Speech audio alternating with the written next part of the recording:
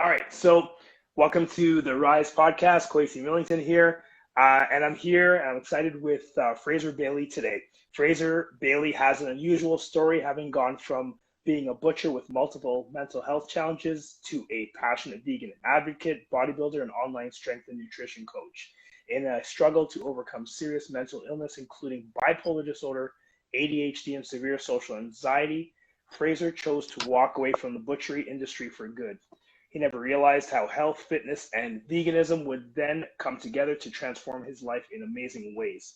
Today, Fraser operates an online vegan health and fitness brand called VegUp with his wife Lauren, which helps other vegans, curious non-vegans, and high-performing entrepreneurs get healthy, strong, and achieve a higher state of peak performance through a vegan diet and lifestyle.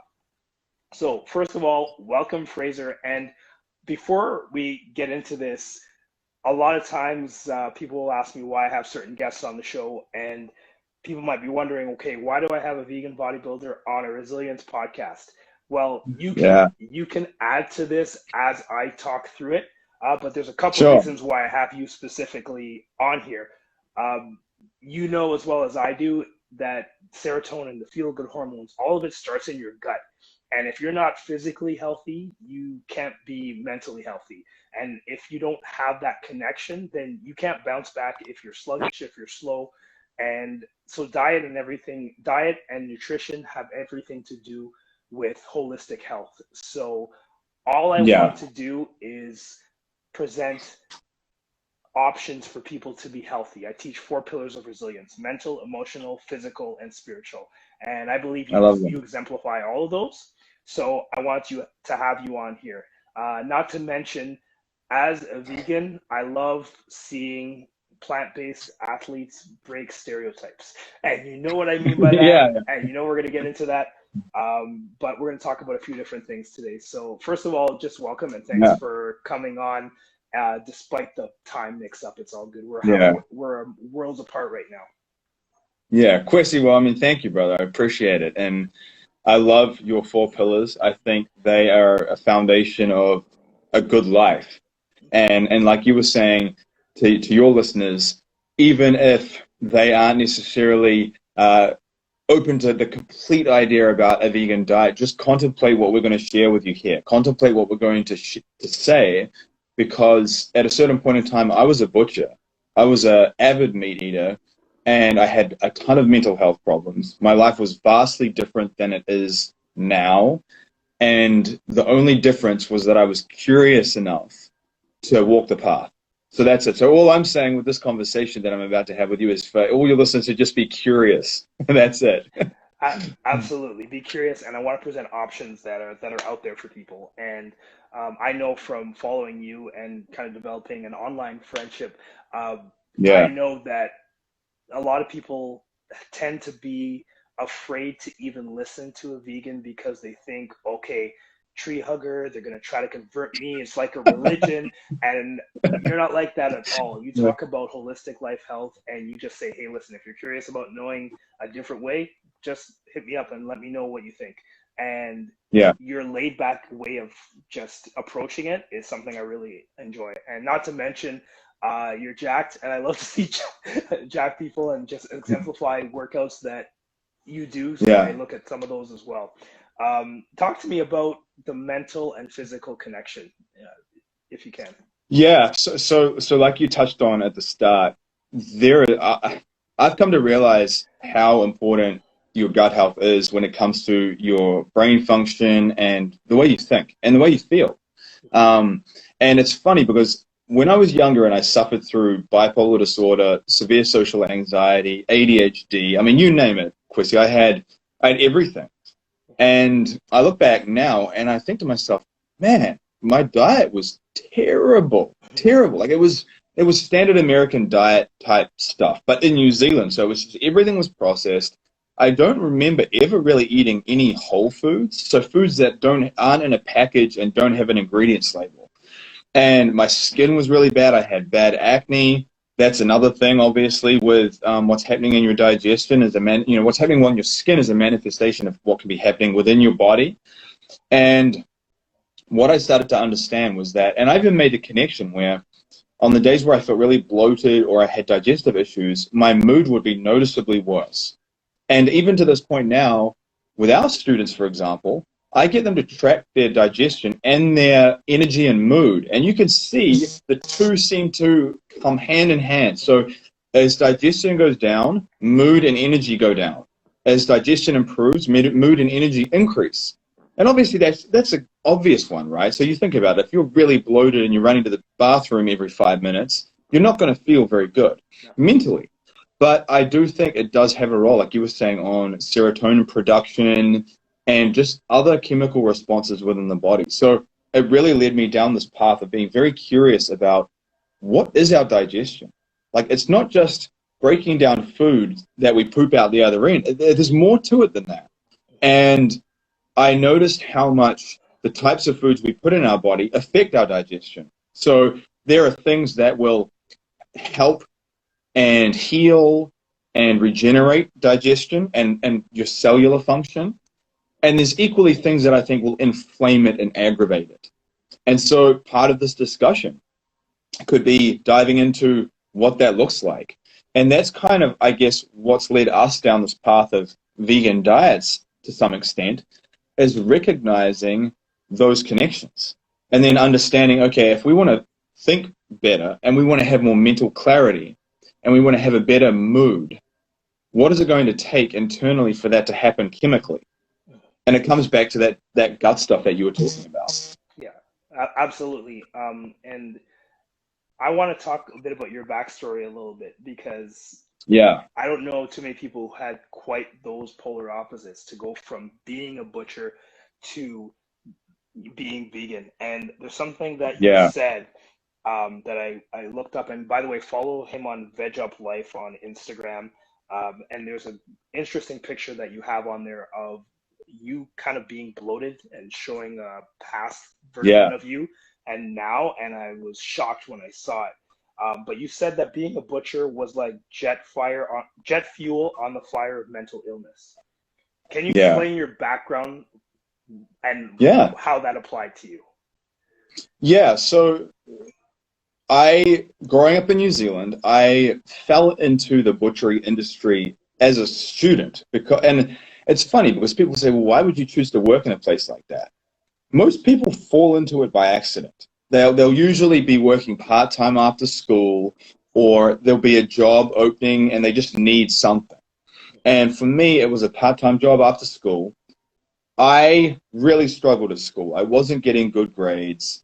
I thought to myself, you know what? I might as well just go out and make some money. And I thought to myself, well, I already have a part-time job cleaning up the butchery at the end of the day after school. I might as well just propose to them, hey, can I work full-time?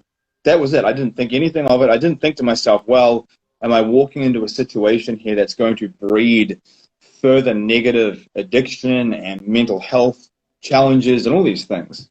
It didn't cross my radar at the time. I was just thinking, right, I need to leave school. I need to make money.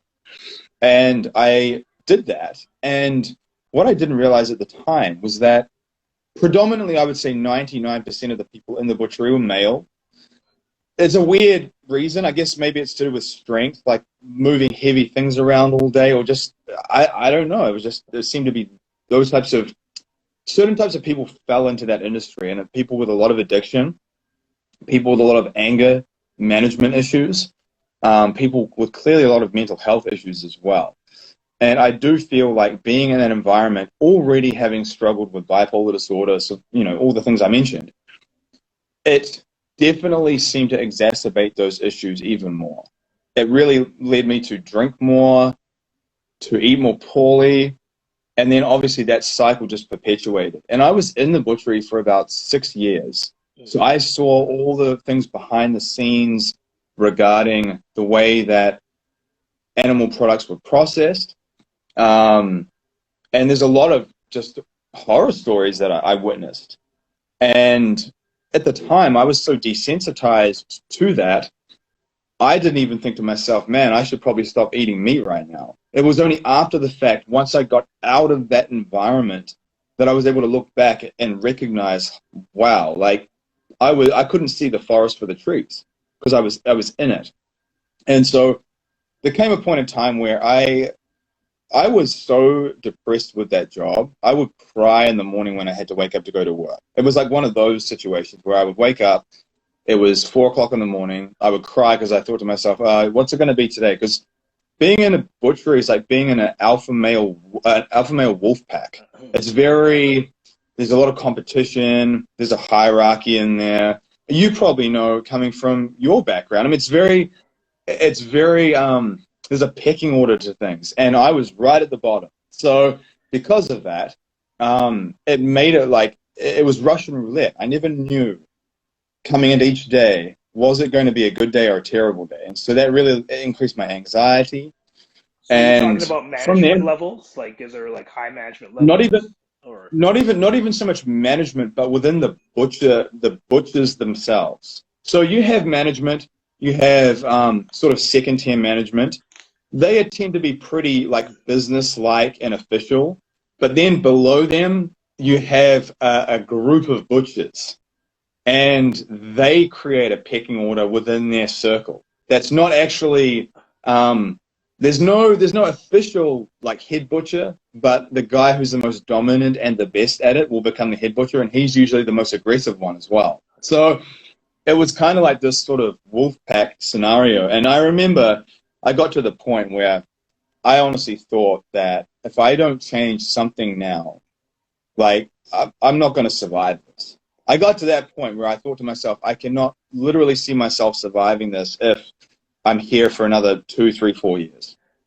So, and that really led. So Yeah. I want to ask you. I mean, you said that you'd cry when you wake up to go to work. Some might say, then why don't you just quit and get another job? Like, what was the problem? Yeah. How could you? It's funny, man. Like, you bring that up. I think a lot of it comes down to lack of confidence. So I left school because I was failing a lot, and I didn't feel like I was good at anything. And I often felt to myself, I won't be good at anything that I do. And I felt like trying to break out of that rut. It's almost like being in an abusive relationship, like where you like people are like, well, why don't you leave? And the person's just kind of stuck in this cycle. And in many ways, that was me. So it was almost like a state of apathy, where almost like this the idea is going to get right. Yeah, and the idea of going out and trying to job hunt and find another job and clean myself up and all that, it was like mentally so overwhelming that idea was almost as challenging as just bearing and like kind of like grinding through my current job. And so that brought me to that point. It did get to a tipping point, though, after a number of years, where I did recognize that I had to change something. And that's when I finally did quit. And I tell you, man, walking away from that job changed my life. I don't even know where I would be now if I was still doing that. I definitely wouldn't have the life that I have now. I wouldn't have the understanding about my own health, my own psychology, peak performance, all these things. I was a completely different person. And you can probably understand this, where I spoke differently, I presented myself differently, my mannerisms were different. I was literally a different person. Just for doing that job. Yeah, and also understanding that when I left that, it was like I recognized all of a sudden I'm like a blank slate. That I had this sort of blank canvas mentality where I felt like I could recreate myself. I created enough belief within myself after leaving that I could recreate. But dude, working in the butchery was arguably some of the hardest years of my life. But I will say also that it did teach me a lot of good lessons as well. So like, I really instilled into me discipline. It's a very hard industry to be in. And so getting up early every morning, showing up in this cold environment and doing this horrible job, it does make you very disciplined. I've even had people ask me before if I was in the military, because the way that I wake up every morning, 7 days a week, early, and I just operate like that. And it really did cultivate a level of discipline in me. So for that, I'm appreciative. And it also showed me all the things that I don't want to be and all the things that I don't want in my life. So in many ways, people could be resentful about some of their past experiences, my message sometimes is it's showing you and demonstrating to you everything that you don't want in your life. And it's shining light on all the traits that you don't want to harbor in your person anymore. And so that was a key few observations that I made that really helped me break through after the fact. I think that's key for people to realize that sometimes your life is going to show you things that you see as negative, but it's really trying to bring you to be the person you're meant to be. And there's something else that you wrote that I really liked, and it said, once we learn the lesson, life stops giving us the class. And I really enjoyed that. And I've heard it mentioned different ways from different people before. But you walked out of the butchery, and tell me how you go from, because at then you're still eating meat, you're still, but you just get out of that profession. What was next, and how did you get to plant-based? So I think that the beautiful thing, and I think, you hear a lot of stories about people who transform their life, and one day they just had this epiphany, and they just woke up, and they walked away from all the bad things in their life, and it was happily ever after. That was not my story. I don't think that's most people's stories. I think it's often a series of undulations and ups and downs and trials and tribulations and overcoming things and relapsing back into old patterns and this constant push and pull like a yin and yang, where I got out of the butchery and then I wanted to go back to university to study because I felt like I was inherently smart, but I felt like I'd wasted it early on because I wasn't as tenacious as I should be. And I felt like I had a little bit more to prove. Being at the age of about 20 to 21 now, I felt like, okay, I have a little bit more to prove now. The downside was that when I went back to university, I started to get back into almost like a party mode where I wasn't focused as much on classes as I was like the university campus bar and stuff. And so I started going down, and at the time it was fun, but I didn't recognize that it was taking me down and just another corridor of the same house. And also one of the more impactful things that I recognized was that the degrees that I chose them not for me, but for like social approval and approval from my family. So I did a law and psychology degree, or I started one. And I thought that sounds really cool, like the combination of psychology and law. I can be like some CSI type person or something, whatever. Yeah. And I thought to myself, my dad will be really proud of me if I do something like this. And I recognize now that my heart wasn't really in it at the time, and I was doing it more for the accolades. I was doing it more for like I can tell people that I'm doing this, and my dad will be more proud of me. And that's fundamentally why I failed at that, because my why wasn't deep enough. It was superficial. It wasn't even my own. It was other people's why.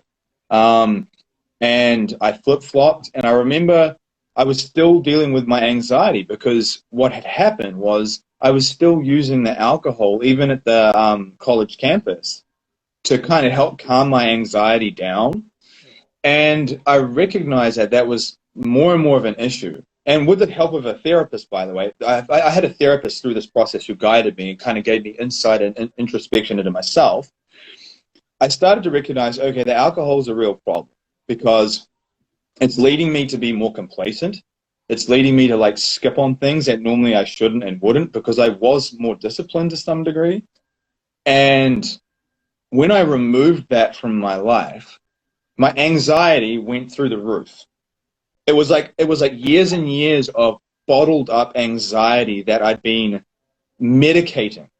And it all just like came to the surface like a flood. When you stopped drinking. And yeah, and all of a sudden I had to face all of these anxieties about myself and about what people think about me and all these different things. I had to face them sober. And I remember being on the bus one day to head in from my house all the way into the city campus. And it's about a 60-minute drive. And the bus that day was just really busy. I mean, it was just packed. And I thought to myself, and I was really hot. It was like there was no AC on that day, and I was hot, and I was feeling really uncomfortable. And obviously, if you've been anxious, you start to sweat, and then you feel more hot, and you're like, got like beads of sweat running down your head, and then you start going red, and you're like, oh my God, look at me, like I'm a hot mess. And you start worrying about what other people are thinking about you. And no one's thinking about you, but you're thinking, oh, what's everyone worrying about? Yeah. Or what am I worrying about? And I gave myself a panic attack. And it was the first like real panic attack that I'd had, where I felt like I was going to vomit, and I started feeling lightheaded. And I got off the bus, and I thought to myself, oh, Fraser, you're just feeling a little bit sick. Just go home and just rest. But deep down in my heart, I knew that I was really giving myself permission to quit. I was giving at the time, I knew it. I was like, you know what? You're done. And I almost there was a part of me that enabled that. And I walked away from being almost 2 years into a degree with a partial student loan, with nothing to show for it. With nothing to show for it, man. Did that feel good? Like, because you said it's not something you really wanted to do. So how did that feel? Yeah. Though you were anxious to walk away. At the time, it felt terrible because I felt ashamed that I had yet again just kind of failed. That I had, like I quit school early. I didn't have anything to really show for that. I quit my job in the butchery, and I felt like I didn't have a lot to show for that because I didn't really have any other skills beyond that. I quit this, and again, I didn't have anything to show for that. And so I was thinking to myself, man, like, what's it going to take for me to actually get my life together finally and change? And that point was really like the slow trend upwards in my life, where I finally started to course correct, where I finally started to get more help from my therapist. I finally this is when I first started going to the gym to work out. This is when I first really started paying attention to how I was eating. And that grew me down the health and fitness path to the point where I was like, you know what, this is something I feel like I'm actually good at, and I actually like it. It's not something I'm looking for approval from anyone else. I actually enjoy this. Okay. And that led me to go back again to study again at a different college about 1 year later and do nutrition and human physiology and structure and function. And I actually passed. For the first time in my life, I passed something. And how old were you? And I was 20, dude, I was 23. You're 23. Okay. So I was 23 years old, and having the support of my psychologist, slowly cleaning my diet up, and we can talk about the diet and stuff more, and then going to the gym. And then what I found also was that by going to the gym, I started associating with more healthy people. And because of that, healthy people tend to have commonalities or habits that transcend. So they don't typically stay out late at night and drinking and partying. They usually get up a little bit earlier. They eat healthier. They're active. They get outside every day. They work out. They have those habits that seem to transcend their lifestyle. And I felt like I fell into that by accident, where my friends became people in the gym. And I would enjoy getting up early to go train with them rather than staying out late at night. So because I didn't go out late at night, I wasn't in a drinking environment. So I stopped drinking completely. And then I wasn't out late, so I was waking up feeling really refreshed. And then I would get tips and knowledge off some of these older guys that were training in the gym. This is almost before the days of YouTube. Like, YouTube was right in its infancy. So there wasn't like vlogs on how to eat a vegan diet. There wasn't even really like a lot of vlogging or anything back then. It was very minimalistic. And so I had to learn about nutrition with fitness and stuff, whether it was through the degree that I did, but mainly in the gym with real people. And so learning from them, I started to pick up ideas and adopt things from them. And it was almost like as a byproduct of being in that environment with those people, I kind of grew via osmosis. It's almost like when you change, it's kind of like if you're a fruit tree and you're in a bad environment, you can water that fruit tree all day. Like you can pour, water meaning like, healthy food or whatever. But if you're in a bad environment with toxic people and it's not a good environment, you're not going to grow the fruit like you could if you transplanted yourself and put yourself in a nutritious environment. And I found that happened by accident for me. I'm just lucky that I just happened to kind of fall into that after a suggestion from my psychologist that, hey, have you thought about working out before? And I thought it was funny at the time because this is way back before there was a lot of stuff online about the health benefits of working out and blah, blah, blah. I said to him, I'm like, dude, I'm already exhausted. Why would I want to go work out? I'm tired all the time. And he's like, but that's the whole point. You're tired because you're not training yourself. And that led me down that path of contemplating, hey, let me explore this and see how this feels. And it was just a snowball effect from there, really. It was, and it's not, and I will tell you that, like from the age of 23 to now 36, 13 years on, it's an ongoing evolution. It's not like I finally arrived at the finish line and I'm like, okay, cool, I'm done now. I can just stretch out my arms and just go kick back on the couch. Like, as life changes, as fatherhood came into my world, as entrepreneurship changes, as life changes, you're constantly having to learn new skills and adapt. And so for me, I recognize now that I'll never get to the destination that I thought I had to get to, that it's always this ongoing process. Let me ask you about this before you go on. You mentioned that you took law and psychology to make your dad proud.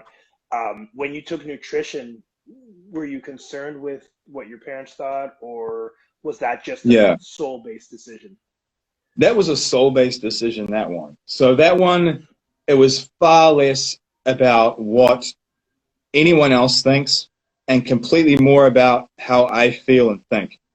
And I think that's what really fueled my desire to learn, because all of a sudden I found something that I truly love, And I think that's an important thing. I mean, I speak to youth a lot, especially high school kids, and I've run into kids that are like, my parents want me to do this, or I'm being told to do this. And I love your story because it shows you got to follow your heart and what your inside tells you what you love, or else you're going to be miserable, even if you're even half good at what you choose. If it's someone else's dream, you're not going to be successful. So I love that you followed yours. Yeah, and especially doing it for social accolades as well. So outside of what your parents think, we often have this sort of a belief about what society thinks. What is deemed prestigious within society. And that's equally as big a trap, because I've worked with various doctors and experts in many fields, and I can tell you that they don't feel more fulfilled in doing what they do until they have all their pillars together, like you talk about. And so it doesn't, for me, it was such it was like a stark reminder that to trust my intuition about things, and always to remain curious. Like even when I got out of the butchery, I cleaned my diet up, but it was still not a vegan diet straight away. I had to walk that progression. So for me, it didn't happen overnight. And so about 8 years ago now, for me, that's when we made the transition to that. Before that, I was eating more what you would call like a whole food paleo style diet. And like even then, and broccoli and nuts and seeds. And things like that. And even then, I was getting my blood work done, and it wasn't that good. And I was like, why is it not that good when I'm eating all these whole foods? But I was taking it to an excessive level. So I was eating a ton of eggs each day. I was eating tons of animal products, far more than like the average person would be to just start with. And my wife Lauren has a more natural inclination to wanted to move towards veganism anyway. And so she started that process, and I thought to myself, you know what, like, and this was my thinking. I thought to myself, I've overcome these mental health challenges that I've had. I've overcome these challenges being in these industries that I thought would be the rest of my life, and I would never be able to get out of that hole. What if this is just another one of those challenges that I need to overcome? What if this is another set of stories or preconceived notions about something that's actually holding me back from getting to another level? And I adopted that mindset when I went into this transition. And yet again, reminded myself what I was capable of when I just approached things with an open mind. And it's been one of the most transformative experiences in my life, in terms of my health, in terms of my blood work, in terms of just like meaning and connecting with people and having a high level of purpose and enjoying what I'm doing and sharing something that I'm passionate about. Dude, I mean, it fires you up, you know, like, I mean, it gives you that fire in your life where you get off like a conversation like this and you feel like you're charged up, you know, like people often think to themselves, man, I'm so tired all the time. I need to eat more food or something. And I'm like, no, you need to have more conversations like this, where you're connecting with people that are like really vibing, and you leave. Have you ever think about this? You have these conversations with people where you really connect with them, and you're not gossiping and complaining, but you're like talking about ideas and dreams, and you leave, and you're like, I feel like I could go run a marathon right now. Yeah. And it's such a good reminder that often we have that innate energy within us. It's not that we need more calories or more food, or sometimes it's not even that we need more rest. Sometimes we just need more connection and more meaning, and that fuels us, you know? So that was a huge thing. And I also wanted to mention that part of my process after having left the butchery, going through this process with my psychologist, was getting off all my medications as well. I was on an array of medications, and I got off everything. I have not been on anything at all for the last 10 years. And so I share that with people because I want to instill hope in them that no matter where you're at, and no matter what dependencies you have or what your doctor might have told you, there's always a path that you can take with the right guidance and support that might completely change your life. And it's not to say that people have to walk our path, like into veganism, but it's to say to be curious. Be curious about what are you capable of with anything and everything. And so for me, it was like a purging of all the old things that used to make me me. So I used to really identify with my labels. I used to really feel like I was limited. I was handicapped. Dude, I felt like I was handicapped with these things. I would look at other people and I'd be like, man, that person's just smarter than I am. I'll never be able to like live up. I will never be able to beat them. And first of all, it wasn't even about beating them. And the second thing was that when I really started to understand this concept around being growth-minded, I was like, wow, I can literally reprogram and change pretty much anything that I think is a fixed trait about myself. And that changed everything, man.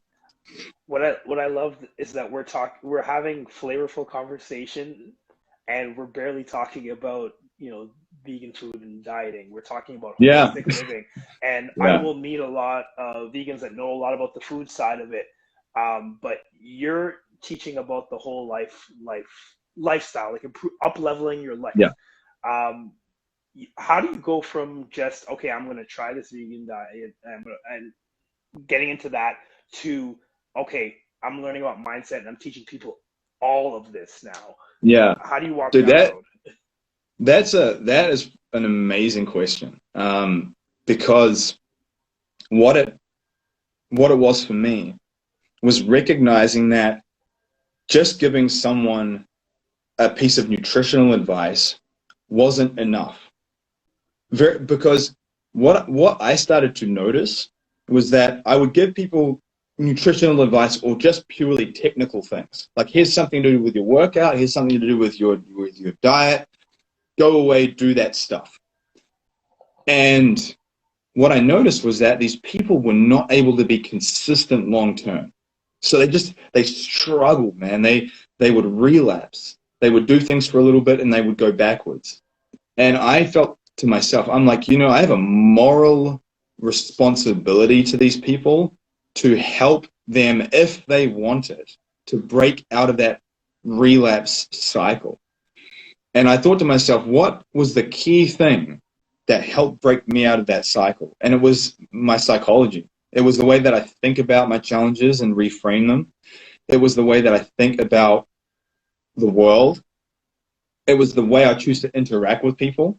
And it was all these practices we talk about, because it's kind of like, if you're working out and you're eating really well, you might have a nice looking ship, but the captain of the ship is drunk. If your mindset, so like you're going to sail straight onto the rocks. Yeah. So you have this beautiful, shiny looking ship, but the captain's blind and drunk because he hasn't worked on his resiliency and his mindset and how he rises above those challenges that will come his way. And to be able to course correct and navigate around the rocks and learn how to interpret the wind and the waves. And dude, that takes time. Like, you have to be willing to walk through the storm, so to speak, to get out the other end of that. But that's what kind of led me into this realm of mindset and psychology and habits and performance, because I thought to myself, one, how do I stop people going backwards on the results that they've got? And the other thing was that I felt like, especially becoming a father and becoming an entrepreneur, probably two of the hardest things I've ever done in my life combined.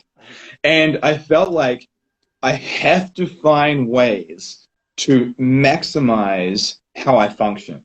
It's like I was still eating pretty well and I was training, but I was still kind of tired at times. And I thought to myself, okay, dude, you've got to stop training 6 days a week for 2 hours. You're killing yourself in the gym. You're pulverizing yourself into dust. You're leaving the gym and you have no energy left whatsoever. So now, training 4 days a week for about 60 minutes, I've had to learn how to become efficient. So everything for me now was like stripping away all the fluff, all the excess trimmings that don't contribute to the majority of your result. And I recognize that was a mindset shift too. That was like a mindset adoption I had to have. So that's really what led me down this path of like the mindset, the habit formation, the lifestyle part, because I recognize that if you get someone dialed in with those things alongside the nutrition and training, it is like a transformation 10x. I mean, it's insane. And so that to me was appealing. And I feel like there's a lot of well-intended people within the fitness space, and there's a lot of not well-intended people, as I'm sure you know. Yeah. But the well-intended people, I think, miss some of these factors, and because of that, they end up sometimes doing more harm to people than good. They'll get people on this sort of binge purge cycle where they're doing a challenge, and then when they're off the challenge, they completely just like let go and everything falls apart. And I'm like, as an industry, we have to start evolving the way that we teach people, and even start connecting with therapists and psychologists and outsourcing aspects of a transformation to other people. So it's like a team effort to get this person the transformation that they're looking for. I love what you said about outsourcing the transformation. Yeah. It's kind of like when you walk into a good fitness center, you don't just necessarily see personal trainers. You might see a personal trainer, you might see a nutritionist, you might see a massage therapist, a chiropractor, because we all have different things that we're good at. Yeah. What are some of the main things that you see are, and you don't have to mention any names, but what's wrong with the health industry, and how do we fix it? How do we fix it so that we can give people better health? Yeah, so I think there's two things. Is one, how do you improve the health industry, and then how do you further improve the vegan dietary space? So the first one, I think for the most part, is to really like I was mentioning, to try and approach transformation from a perspective of like a whole body transformation, recognizing that someone's someone's mindset and their environment and their family life and their job all play a role in their transformation. And can you outsource certain things to other people?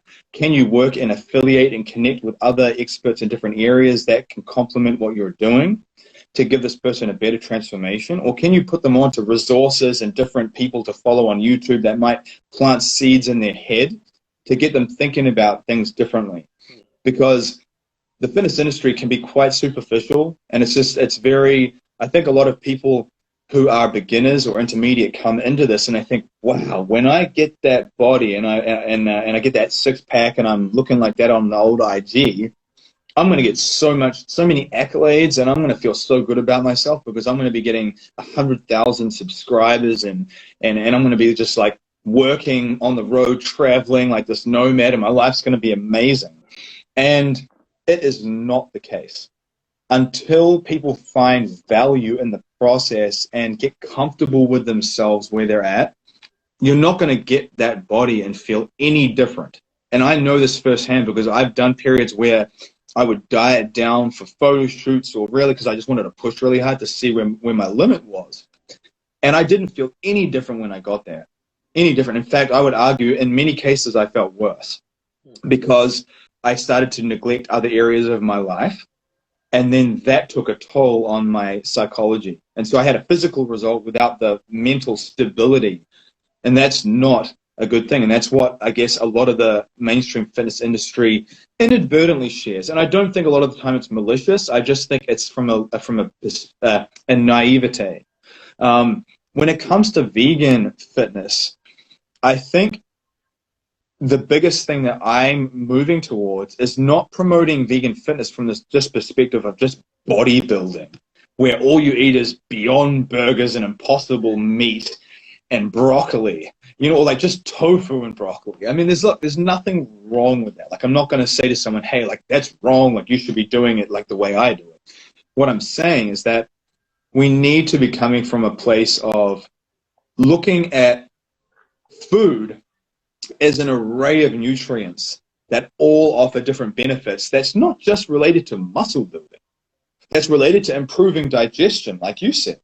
And that's related to recovery. And that's related to optimizing hormone profiles and helping improve sleep quality and all these different things. And so I try to promote what I do from a perspective of it's going to allow you to enter peak performance. And when you get to that place, not only do you have the physical result that you want, but you feel good too. Like your energy is better. You have a better temperament. You have more mental clarity. And you have a physical result. Yeah. But it's a bit more of a process to do that. Like there's more involved. Like you have to be willing to walk that path and experiment and trial and error. Because I think that basically what I'm saying is that a lot of the conventional vegan fitness industry promote this high-protein, plant-based meat alternative bodybuilding diet that's basically looks just like an animal-based bodybuilding diet. And I'm like, that's good, but I think there's a better way. And I don't even, so I'll eat an array of proteins, whether it's tofu, tempeh, lentils, chickpeas, quinoa, butter beans, black beans. Like, rotate through your proteins, whole food proteins, as much as you can, different legumes. And I rotate through those. And then I rotate through my starches, so different types of rice. So black rice, basmati rice, jasmine rice, couscous, quinoa, different types of root vegetables. So I'm not just eating sweet potato all the time. I'm not just eating tofu all the time. I'm looking for nutrient diversity. And I think that feeds back into the gut. There's a doctor, Dr. Will Bershowitz. He's the Gut Health MD on Instagram. And he's even put out research showing that when they looked at gut flora, people who consumed, on average, 40 unique plants per week had better, healthier gut biomes. And this translates over to better health in general, better biomarkers in general. And so you think about it. So in your salad, you might have mixed greens, you have spinach, you have carrots, you might have a red pepper in there. you have some zucchini in it. That's already 5 things. Yeah. You just need to add in a few, so it adds up very quickly. People think to themselves, oh man, I have to add 40 things in. That's a lot of stuff. Well, it adds up quickly if you're just eating a plant-based diet. But coming back to my point, I think that nutrient diversity and eating from a more holistic perspective is what the vegan fitness industry needs, and what the fitness industry especially needs. Yeah. Because I see way too many processed chemical S-storm supplements out there that are just full of caffeine, full of refined processed artificial sweeteners, terrible for you. Just a lot of things that are 0 calorie or diet foods that are not good for you long term. And I think if we can overhaul that mentality, which I don't think it will happen overnight, but I do think as we learn to understand more about digestion and the gut and how that relates to our mental health and our psychology and autoimmune diseases and all these different things, because all of these things relate. Autoimmune diseases, different types of digestive dysfunctions, mental health dysfunctions. I think many of them are driven by our diet, and it's impacting our gut. And that then proliferates through our system. Our gut is like that defense mechanism from the outside world. And when that permeates, that defense comes down and anything can enter. Pathogens, you name it. And so I do think fitness industry, it's why we teach how we do. It's why I focus on the mindset, because I found that for me, I got a physical result early on, but I wasn't happy and I wasn't fulfilled with it. And I recognize that it's because I hadn't worked on my mindset as much as I should have along the way. Yeah, and I think that what you mentioned about variety is very important as well. And I'm going to point everybody to your podcast, the VegUp podcast, and I think it's season 2, episode 37. I think is the one that I listened to. And you talk about what you mentioned and call macro bowls, like putting together, starch and starchy carbs and then fibrous carbs and your protein source. And whether you eat meat or you're vegan, your mentality of the variety of nutrients is so applicable. And so I suggest anyone, no matter what your eating habits are, to go and listen to that, because a lot of people think that whether you're doing whether you're eating a bodybuilding mentality on meat or vegan, that you're going to be eating in a boring way, and you don't have to. And so just talk to me about how you don't have to eat in a boring way, no matter what you're eating. If you mix your nutrients, you have so many different combinations. Yeah, and that's the thing, like you were mentioning on the VegUp podcast that I talked about, where if you think of your plant-based protein sources in the sense of, let's just list them out quickly. So you have tempeh, tofu, hempeh, like John mentioned in the chat. You have lentils. You have different types of beans. You might do a lentil pasta. You have chickpeas. That's 7 different options right there. So that could be one every night, or like you could literally do a different protein every day for the entire week. Then you have your starchy carbohydrates, which are usually like your rice or your potatoes. So you have red potatoes, gold potatoes, Japanese potatoes, you have sweet potatoes, you have butternut squash, pumpkin, you have different types of grains. So you have your quinoa, your couscous, you have farro, you have buckwheat, you have jasmine rice, you have basmati rice, you have black rice. That's like 8 right there. So even if you had 7, that's a different starch that you could do every day if you wanted to. And then your fibrous carbohydrates. So you have your salad greens, your broccoli, your different colors. I'm a big proponent on colors. So to keep it simple, eat the rainbow. Where's your green? Where's your red? Where's your orange? Where's your yellow? If you fulfill those targets, each color is representative of a different micronutrient property. You're getting more vitamins and minerals in your diet, basically. And then off the top of that, the fibrous vegetables, you can add in sprouts. Sprouts are higher in antioxidants. There's more nutrient density in sprouts, gram for gram, than their cooked food counterparts.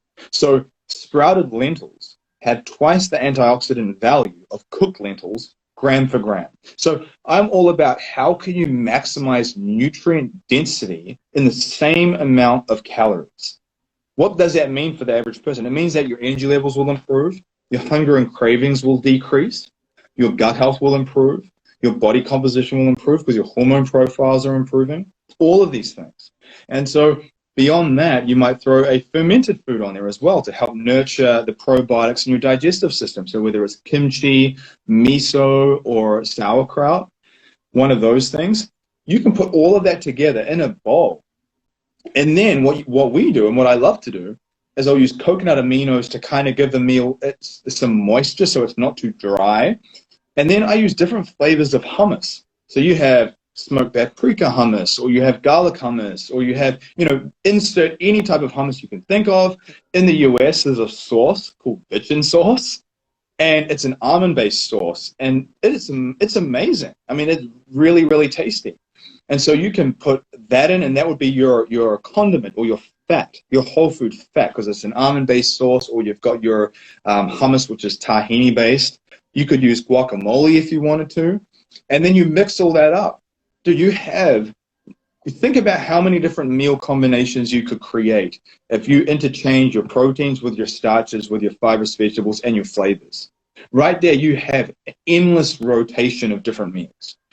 And I've found that even within that, you can do salad greens as your fibrous vegetables, or you could even do stir fry, or you could do like oven roasted. So you don't just have to be eating salads all the time. You could do oven roasted, you could do Instapot, you could do stir fry. So right there, you have different modes to cook the food too. And so I find that when you cross-reference the different types of foods with the different modalities to cook them, man, you have a myriad of different food options. And so I think what that does is it creates variety, but within a structured system. Because one of the things that I found is hard for a lot of people is that if they're eating really haphazardly, and one night it's kind of like a vegan macaroni and cheese, and the next night it's vegan burgers, and then the next night it's, something completely different, it's very hard to track that. It's hard to track the calories in it. Like, are you eating too much? Are you not eating enough? Are you missing things? Are you getting everything you need? You can do it. It's just a lot more tedious. You have to be a lot more diligent, whereas this process is a lot more intuitive. And I haven't tracked anything for years now. Every now and then I'll do a little. Yeah, not to track. Every now and then I'll do a little track just to kind of see, okay, like where am I at with my calories and my micronutrients? But it's more out of sheer curiosity than it is, I've got to make sure like I'm getting enough protein. So it's definitely from that perspective of curiosity, but that intuitive eating aspect of things, I think, is what the fitness industry needs to get towards more. I think there's way too much of a heavy focus on being obsessed with macros and tracking on MyFitnessPal or Chronometer. Nothing wrong with that for someone who finds that it helps them. But if you find that it's like shackling you into this dietary mindset where you can't eat something that's even healthy for you because it's outside of your macros, that's when you run into problems, right? So like, just to segue quickly, an IFBB pro, her name was Danny Reardon. She was one of the top 5 Miss Olympias, and I helped her veganize her diet for Miss Olympia. I got her eating fruit, and she actually broke down crying, saying that she'd spent a decade avoiding certain fruits because of the sugar, and that she felt, and it wasn't so much she was crying because like, I haven't been able to eat strawberries my whole life. It was more like recognizing that there was so many things in her life that she hadn't done for fear of like stepping outside the fitness sickness that people find themselves in. Sickness. Yeah, that people find themselves in and not living. And I'm like, you can eat fruit every day. You can eat a diversity of these things every day. You do not have to like remove these things completely from your routine. Yeah, obviously be diligent with your portion sizes of things, and that comes with practice. But you can have blueberries every day if you want. You can have mango every day if you want. You can have rice every day if you want. Again, being diligent, but you don't have to remove those things. And so I think that's a healing process with a lot of people that has to take place. Yeah. And it's a huge part for, especially a lot of women, I feel. That's a huge part of the healing process they need to go through with food. And I want to mention that when we talk about food and all the micronutrients and all the colors, we're not just talking about eating well just to eat well and to have a colorful plate. All these micronutrients go into your gut and it affects your mental health. So when we talk about getting Yeah. up in the morning, we talk about going after our goals and trying to live a good life and have good relationships with people, all these things that feed into resilience. We're talking about diet and micronutrients because that feeds your psychology, as you were saying. It's all related. So people just think, oh, okay, I'm going to add some vegetables just to add some vegetables. No, you're adding a lot of different things that are helping you to be a better person holistically. And that's what I love about the way you're describing this. Yeah. And you know, that I think understanding that downstream effect of your choices is really powerful. And what I mean by that is if you notice how you feel after you eat processed, sugary things, typically what happens, people feel more lethargic. They need more caffeine. Their mood tends to depress. That's not just because you're having a bad day. That's literally a chemical reaction in your body that's taking place that's de-optimizing how you're feeling. And for me, I recognize that feeling of feeling good, that's like currency to me. Like that's currency. And as a father, and as you know, as a father and an entrepreneur, that feeling good and being resilient and being able to like look at a situation and pivot and solve problems and be proactive, that is super valuable. And because it helps you overcome challenges in your life. Like there's no point being jacked and in shape if your life is a complete mess and you have all these challenges coming your way and you're not able to navigate them. And people might think, well, how is eating broccoli or how is eating any of this stuff going to help me overcome challenges in my life? It just clears your mind up. It removes the fog, like that fog of war. If you have that fog, you're going to see situations and you're going to jump to conclusions. You're not going to be able to think through problems quickly. You're going to get depressed easier. You will give up easier if you have that fog of war in your head. And so my whole thing is, how can I create crystal clear cognitive clarity? And it really does come back to the fuel that you put in your system. It comes back to that. It comes back to training, but not just training, but moving every day. I'm such a huge proponent of making sure that you're getting enough steps in and you're moving. There's a lot of bodybuilders out there who go train at the gym for 2 hours, but then they sit on the couch and they don't move at all. And so they're not pumping their lymphatic system. They're not moving their circulatory system and just moving their body in general, and sun exposure, fresh air, all of these things that kind of come together to create an entire system. And especially now, it's more of a part of my routine now since our daughter Zia was born, because I recognize the value of it for me. And I know that if I can give that to her at such a young age, it's going to set her up really well. So when you're thinking about your transformation, think beyond just food. You know, think about lifestyle, environment, sun exposure, fresh air. I call it like sharpening the saw. You know, where if you're just doing the same thing, like if you're just in the zone with the gym and you're just eating the same thing all the time, and you're just kind of like going through the motions of in life, and you're on the hamster wheel. If you never take time out to sharpen the saw and go do something different, or go to tick something off your bucket list, or connect with people and have good conversation, you get really blunt really quick. And I mean, you probably know this, man. Like as a father, like I find enjoyment in interacting with people and talking with people like yourself. It's a big part of why we traveled in the RV when we're back in the US. So we travel around in an RV and the different mountains and places, because I felt like that sharpens my saw. Like going to these different environments, being out in the mountains with these rivers and stuff, it's beautiful. And it helps me. I love that you look like you live in a gym, but I can't recall the last time I saw you in a gym. Yeah. Yeah. So yeah. you've been on the road, you're traveling, you make your gym wherever you are, and you build it into your lifestyle as opposed to making the gym your lifestyle. which Dude, there was times, I laugh now, there's times where we'd be in the mountains and we'd be staying at a campground that was remote and rugged, and it had been raining and there was mud, and I was training with my barbell or doing pull-ups on the tree and training with my barbell in the rain and in the mud, in the gravel and mud. And it wasn't, I didn't take videos and post it to Instagram. I didn't even document it a lot of the time. A lot of the time it was just between me and me. And I was just out there in nature just getting it done. And like most people would look at that and be like, that dude is absolutely crazy. And I'm like, that process makes me feel alive.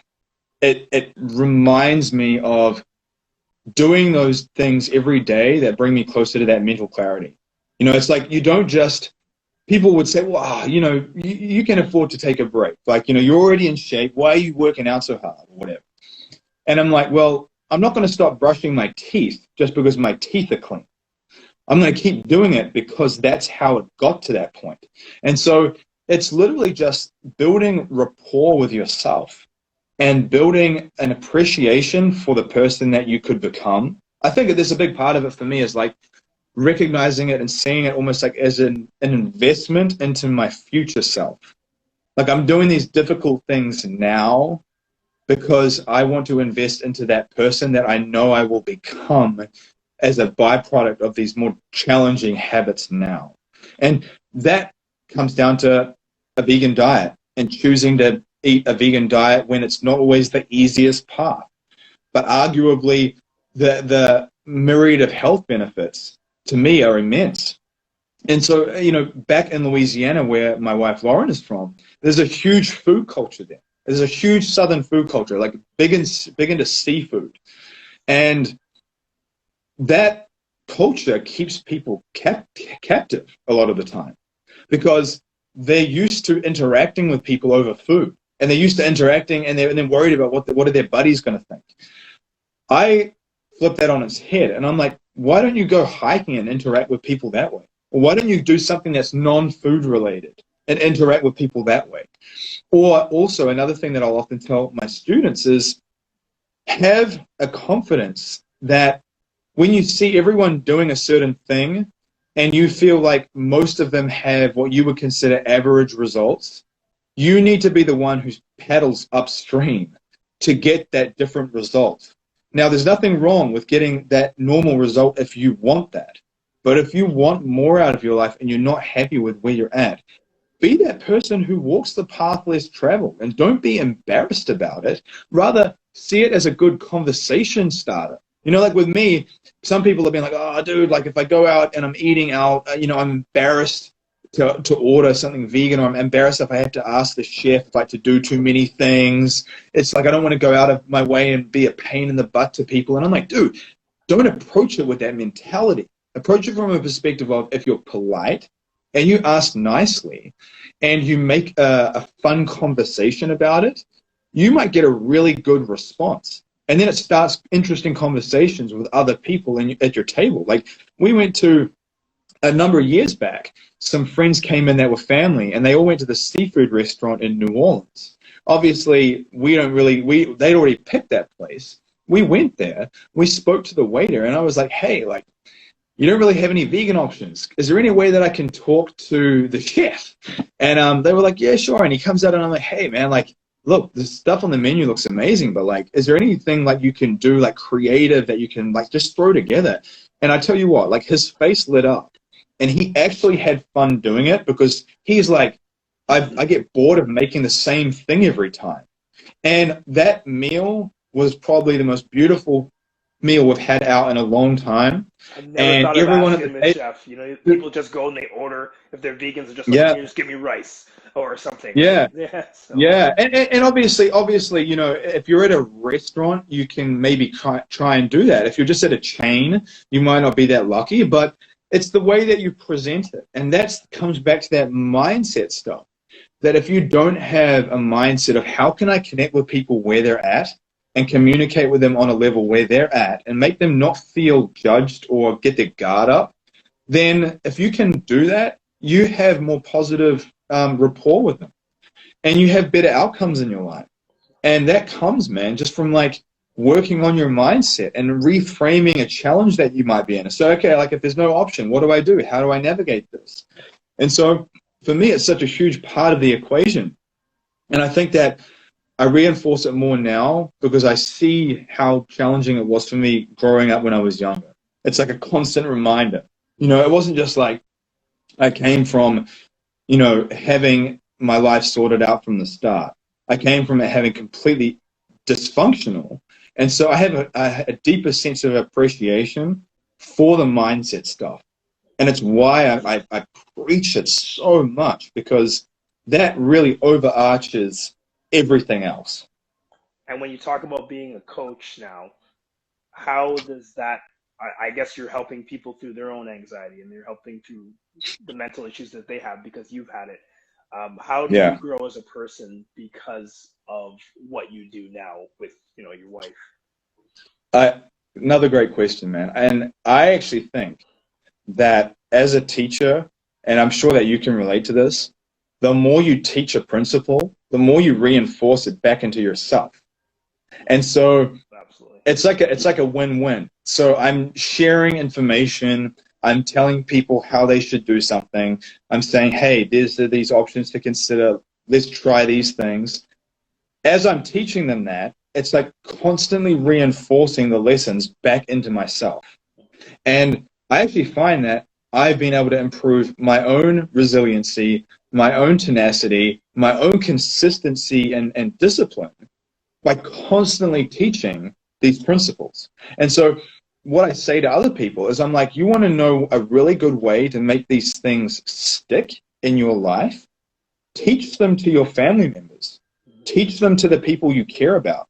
Teach them to your friends. Anyone who's going to listen and wants to entertain what you have to say, teach it to them, because you will reinforce those things back into yourself to the point where they stick more for you. And so I definitely have found that for me, teaching these principles around mindset, teaching them around food and peak performance, it's definitely enhanced my own results. I often wonder, would I have got the same result in my life in general if I wasn't teaching these things on a daily basis? And I would honestly think I probably wouldn't have. I think I would have still got something, but not to the extent. And so for anyone who is trying to make habits stick, start teaching them. And the caveat here is that you do not have to be an expert to start sharing where you are at in your own journey as a teaching point. And so a lot of people will say, well, I'm not an expert. Just start where you are. Start teaching what you know, and from a place of that you don't have all the answers and that you know you're not an expert, but this is what you're doing right now and this is why you're doing it. And so give yourself permission to just begin. That's what I do. I don't even really consider myself an expert per se, more of just like an avid learner, someone who's constantly learning from different people and taking ideas from different people and kind of hybridizing everything together rather than an expert in any one field. And I like that. You know, I enjoy that process. Yeah. Well, I'm glad that we have people like you that teach the whole thing, because we need people like you in the fitness industry and the vegan industry. What advice would you give someone if they're just curious to know about maybe adding a little bit of plant-based living and nutrition into their life? Good question. So what I would say to them is always just focus on addition rather than elimination. Because what happens with a lot of people is they come in, they look at their diet, it's either a standard American diet full of processed junk food, or it's got tons of meat in it and eggs and different things. And they're like, my goodness, if I remove everything, there'll be nothing left on my plate. Everything is animal-based. I will literally be nothing. All the enjoyment in my life will be gone. My thing is, don't adopt it from that perspective from the start, because you're going to come from a place of lack, from not enough, and it's going to give you this negative connotation with what you're doing. Straight away, you need to change that entire perspective, and you need to come from a place of addition.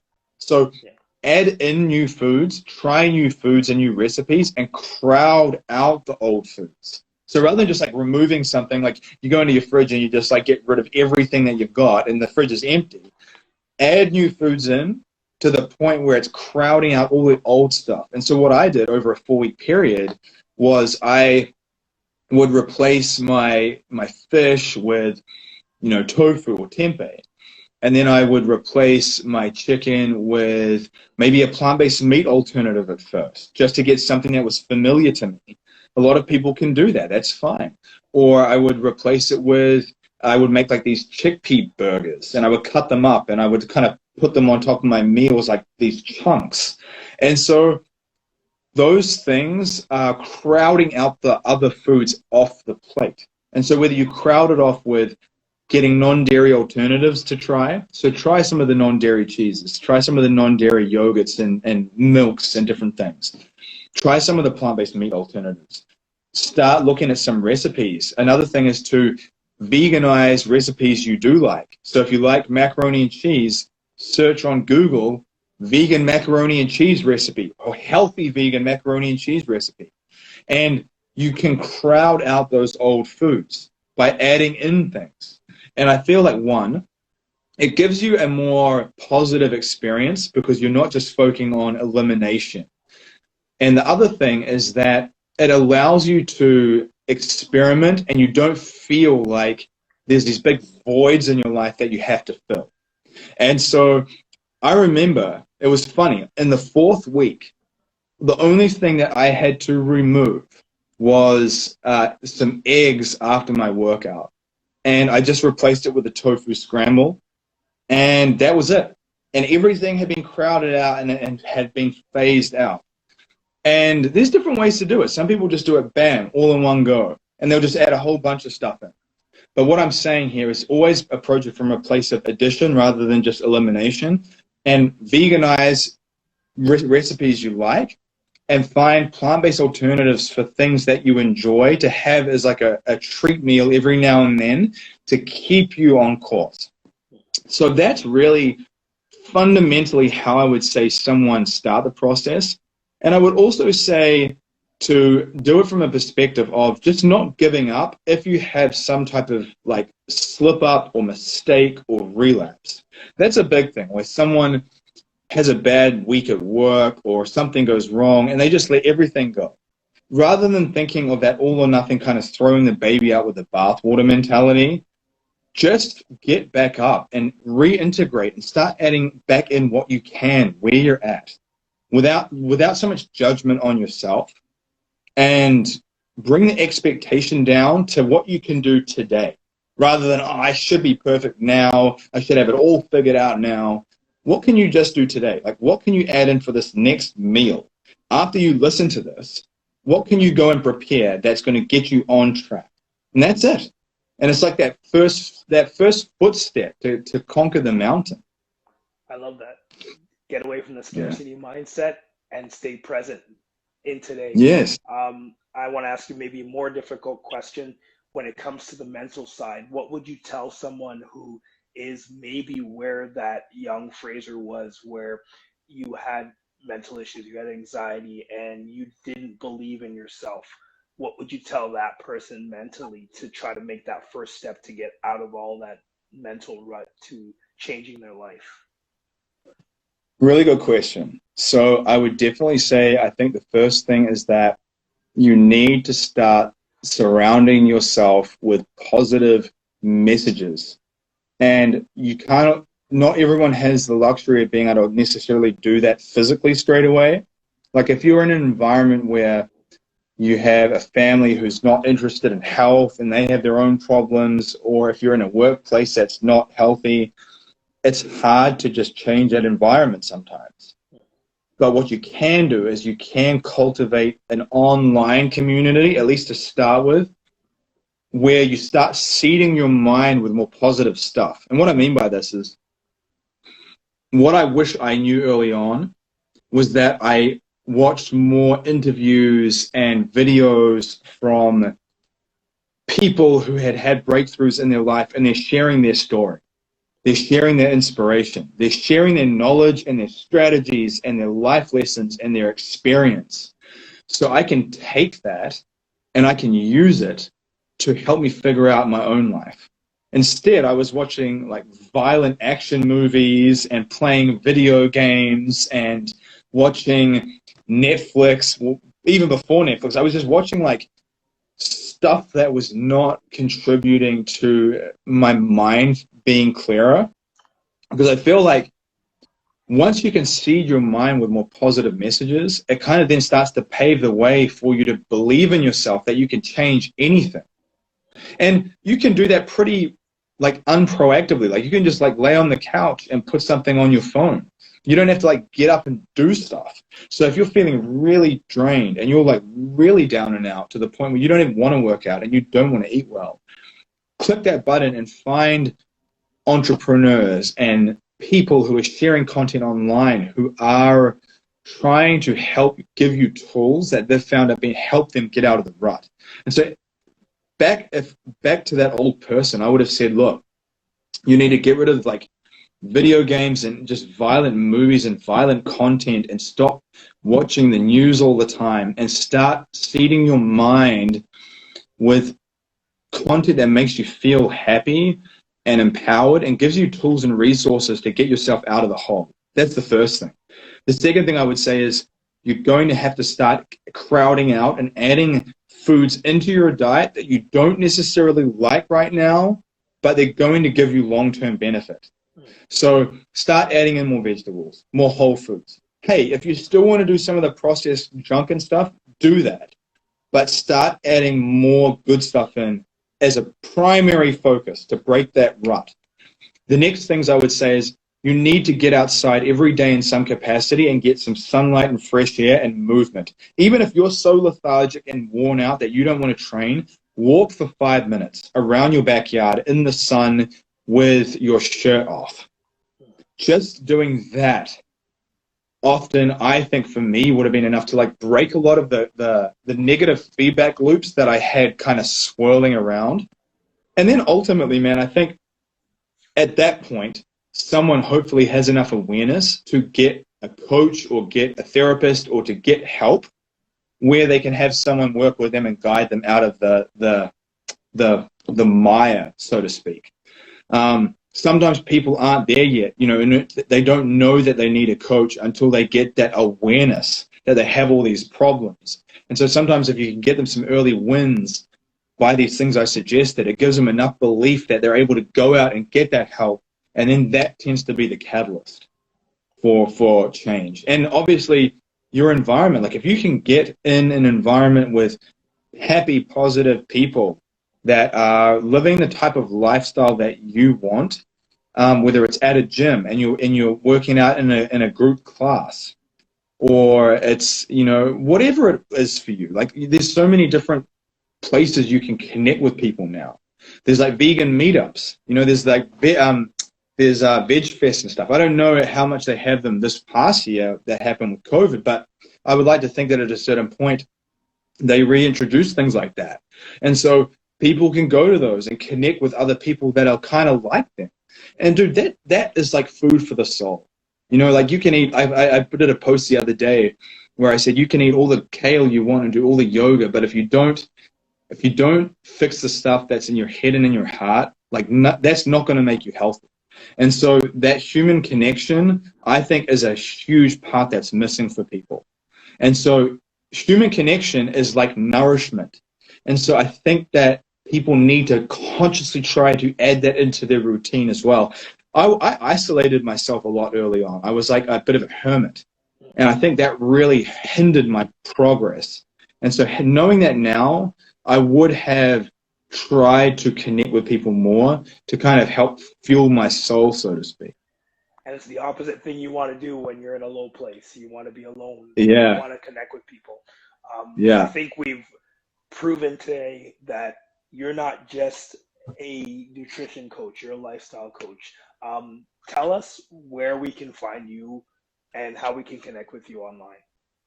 Yeah, sure. So, I mean, if you go to VegUp Life on Instagram, That's our handle. Or Fraser Bayley, FraserBayley. That's my little personal profile. I just post kind of like, random family stuff on there, but you can kind of get a snippet of that. And then veguplife.com, that's our website. And then on Facebook, if you search VegUp, that is our profile on Facebook as well. And then on YouTube, we're also VegUp. So you can connect there. And the thing that I'm enjoying the most right now is the podcast. So if you go to and search VegUp podcast on Spotify, iTunes, Anchor.fm, Stitcher, you'll be able to find VegUp podcast. It's got a green background. I'm enjoying that because I'm really just pumping out like all the FAQs that people send me. And I'm like, man, this is a topic in and of itself. So that definitely is a loaded podcast full of good information there. So that's really where you can find me. Well, I can say personally that I find so much value from you, whether it's the podcast or online.